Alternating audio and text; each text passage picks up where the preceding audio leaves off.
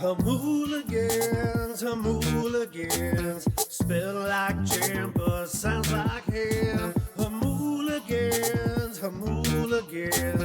listen along with your friends and fam. It's time to hear from the pastors again.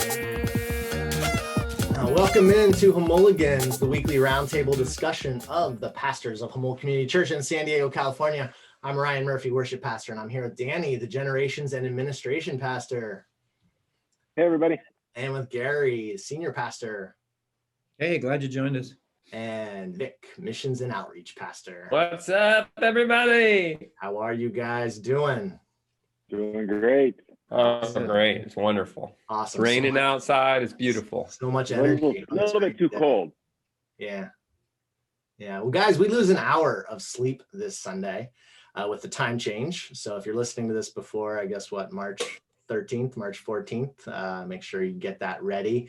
And I just wanted to say, if this hour really disappears from our lives, what would be one chore that you would put into that hour and just, you really wish that chore, that part of your life would just disappear? Is this a chore that, like, if you didn't do it ever again, it would always be done? Yeah, let's say that. Yeah, I would say you actually did that.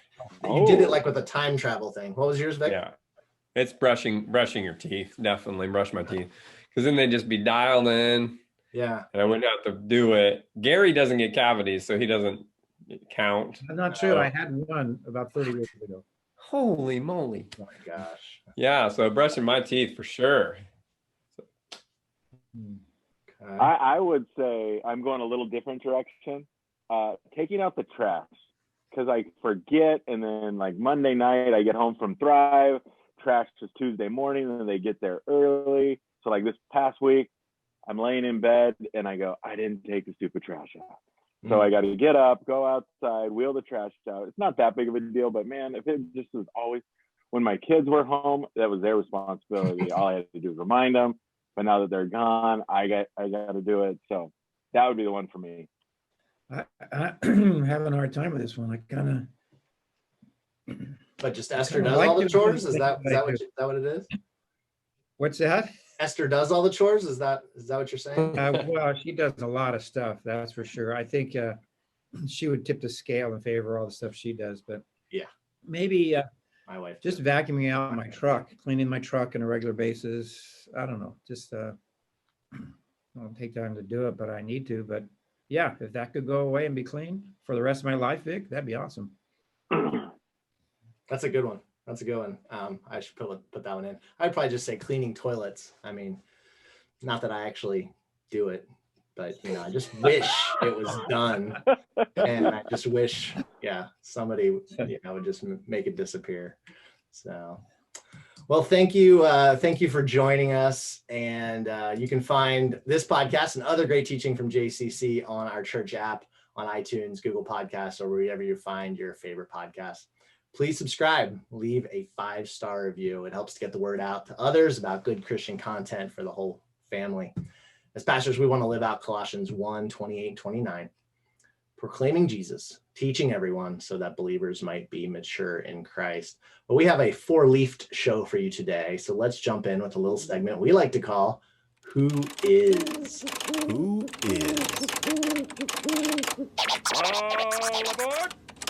Who is the segment where we look at a biography of a historic Christian, a hero that God used in powerful ways, someone you maybe haven't heard of before, but definitely left the world a better place to the glory of God. Vic, who is our who is for today?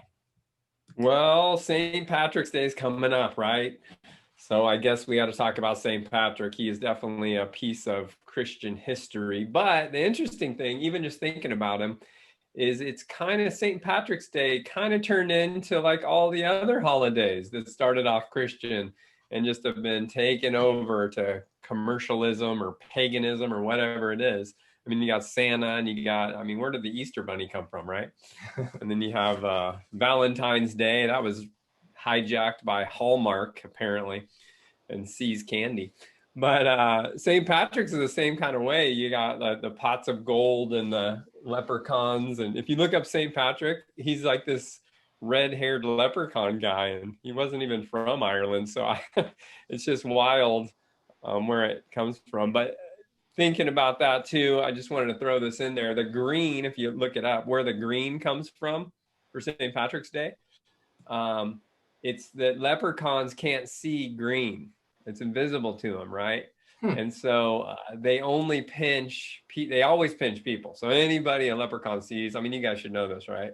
Anybody a leprechaun sees, he pinches. But if you're wearing green, then he can't see you. So that's the key with that. So basically, and corned beef, what's it? Corned beef and cabbage. That's like a traditional Irish meal. It's kind of like our Thanksgiving turkey. So you got all that stuff. So this guy, St. Patrick, like, you know, St. Nicholas and Valentine and all these guys, they just get robbed out by Walmart or whatever. But there's a lot of legends to this guy. He was born in 358 or 385. So 385. So very early church, very early church. So it was still growing at that time and not, you know, not as established, especially the Roman Catholic Church was not as established at the time. So this guy, he lived in the Roman Empire. He lived in Britain, but it was known as Roman Britannica or Britannia, Roman Britannia, and which is Britain. And when he was 16 years old, he wasn't really strong in his faith, his Christian faith, but he, you know, his family was a Christian family, and he was stolen by Irish pirates. And so Irish pirates came and pillaged his area and took him as a slave. And so he was a slave for 6 years in Ireland. So it was like 200 miles inland in Ireland. He was a slave, and he was a shepherd and a laborer, and he had some kind of vision or dream. There's a lot of stuff about him that's not really clear, but he did write a few things that we know of. And so he had a vision he was going to go back to Britain, and he escaped. And he wrote several things that we do know. One of the things in his autobiography, I wrote a little thing down here. It's called the St. Patrick's Confession. He says, "My name is Patrick. I am a sinner, a simple country person, and the least of all believers. And I am looked down upon by many. And my father was Calpornius. He was a deacon. And his father was Potitus, a priest who lived in Bonnaverne, Tabernu. I don't know what that is. His home was near there, and that is where I was taken prisoner. I was about 16 at the time." He didn't really write a lot about his life before he became a prisoner, but he escaped, and his faith became real once he escaped. And so he started growing in his faith very seriously. He became a leader in his church, and he had a desire to go back and to preach the gospel to the people that had taken him captive. And so he did that. And I thought one of the things that was interesting, the king was a pagan king in Ireland. So he went back as a missionary, and the pagan king's name was Lego. I'm going to call him Mr. Lego, but Legoair. So he was a total pagan, hated Patrick, and, you know, wanted to kill him to the point where St. Patrick would carry a dagger around with him. But then this is, I think, the key to St. Patrick's Day and why we still talk about him is the King of Ireland was converted to Christianity, and St. Patrick baptized him.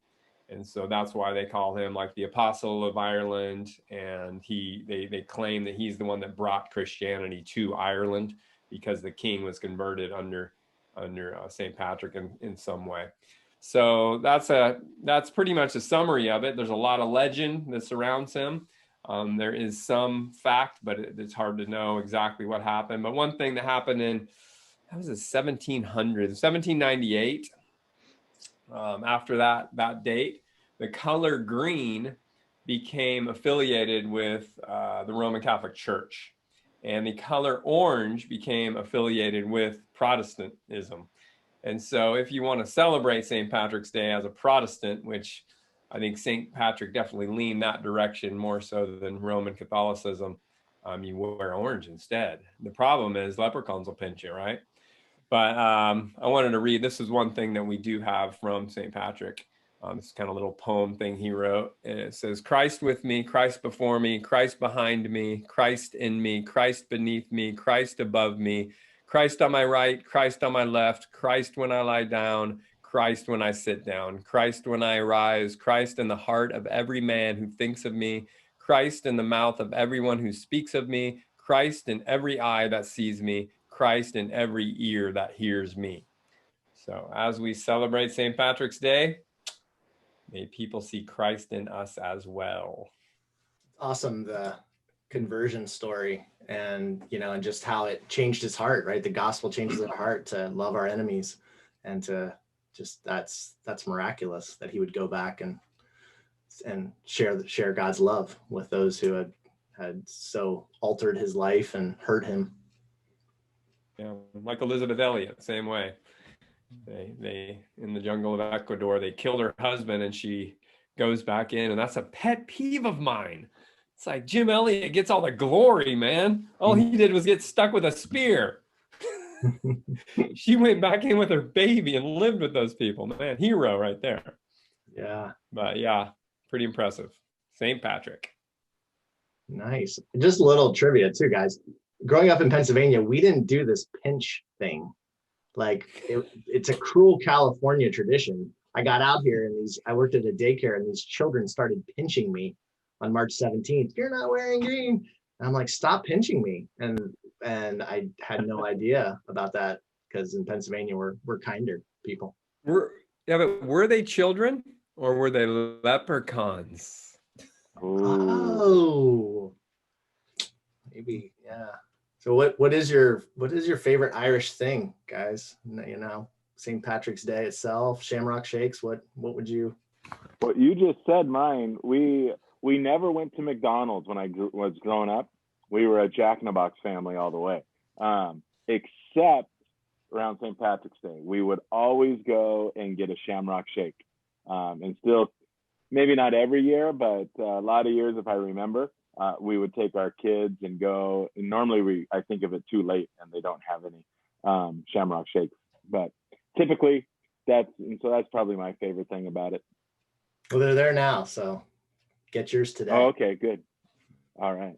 We always did different fun things with the kids, especially growing up. Like we put food coloring in the milk and make it green and those sort of things. But even today, we continue to do Esther cooks corned beef and cabbage, and just has a lot of green, and we go around pinching each other. No, we don't do that. Anyway, we just gather as a family, and it's just been a lot of fun over the years, just having that meal and just making it a family get together. We have a meal too. It's Lucky Charms. That's the meal we gather around. Of course not. St. Patrick's Where's me gold? But hey, how about the hymn? One of my favorite hymns, "Be Thou My Vision." It's an Irish, been passed down to us from Ireland. So that might be on my list. Vic, anything you wanna? I just think I'm just so, when it comes to, other than Conor McGregor, just the names are just beautiful and amazing. The names that come out of Ireland. Murphy, it's just incredible. It's beautiful. You know what I'm talking about. Melodious. Sometimes it seems like half the people in the world are named Murphy. Yeah, half. We're taking over. Uh-oh. All right. Well, thank you, Vic. Now we know who is St. Patrick. Our next segment today is looking over your shoulder. How lovely. Well, today we won't be looking over anyone's shoulder to see what he's reading, but we'll be listening in over someone's shoulder. So we thought we'd mix it up a little bit.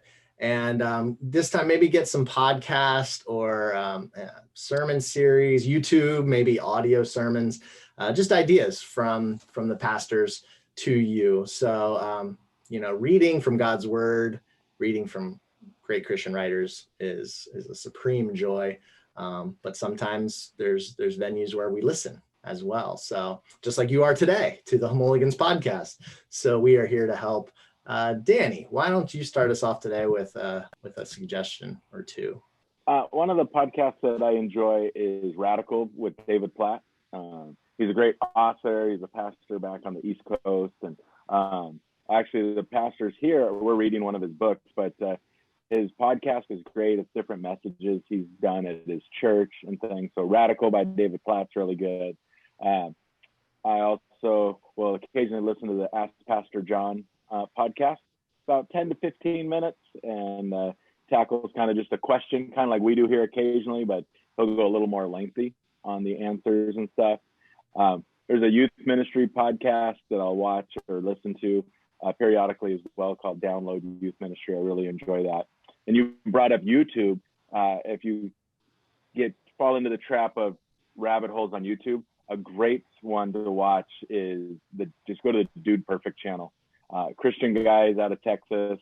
Some of the stuff they do is great. It's family friendly, and they do stereotype videos, trick shot videos, all sorts of stuff, and it's just fun. I mean, it's neat to watch, and it's pretty crazy the stuff they do and just how they've blown up. They're huge.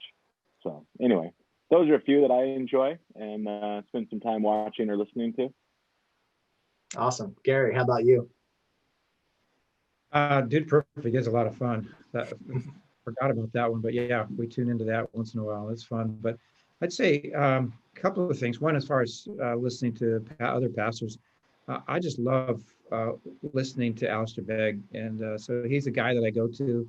Just his sermons that are online, and his webpage, and then also Leighton Flowers. He does a thing. You can see him on YouTube. He interviews different people. He does a thing called Soteriology 101. And it's just, besides interviews, he deals with the whole issue of the sovereignty of God, of free will, interviews different people, and has a lot of debates with those different people, and just a lot of good stuff, good information, understanding what does the Bible really mean when it says predestined or ordained, preordained, predetermined. What are those terms? And he works through those. So anyway, it's just very, very good. I love it. It's been very helpful for me. Nice. Vic? Well, something for the ladies maybe, but it could be for the ladies and the guys, because I love her. Ali Stuckey, her podcast is called Relatable, and I think it's one of the best ones out there right now. She is just doing an incredible job. She touches on politics and our faith, and she does it in a way that, like, I just think it's really powerful. I listen to a lot of podcasts, and I just am really impressed with what she's doing. So check that one out, Relatable with Ali Stuckey.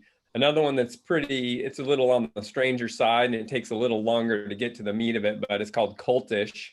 And it's part of Apologia Studios Ministries, but they kind of dig in deep into people that have come out of cults and talking about different cultish things that are happening. Enneagram is one of the things that they've been touching on lately, and just a lot of the New Age movement type stuff. And so Cultish is good. One I started listening to recently is the Victor Marx podcast. I actually met him in Florida last week, and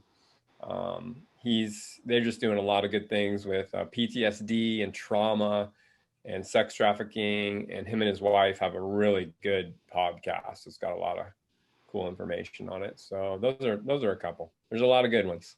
There definitely are.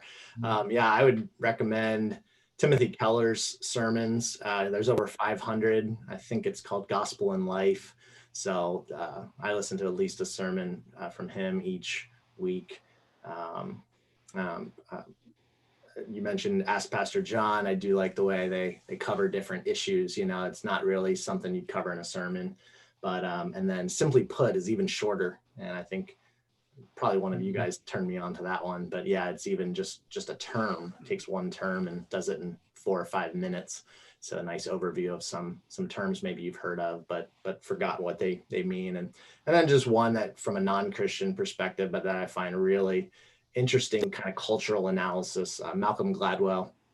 does one called Revisionist History, and just covers a lot of cultural issues. And I find that to be pretty clean, and a lot of insights there. And it's good to see how the world's thinking, as well as we interact with interact with the world around us. So, all right. Well, thank you guys for letting us listen in over your shoulder. Our next segment is called What's Up JCC.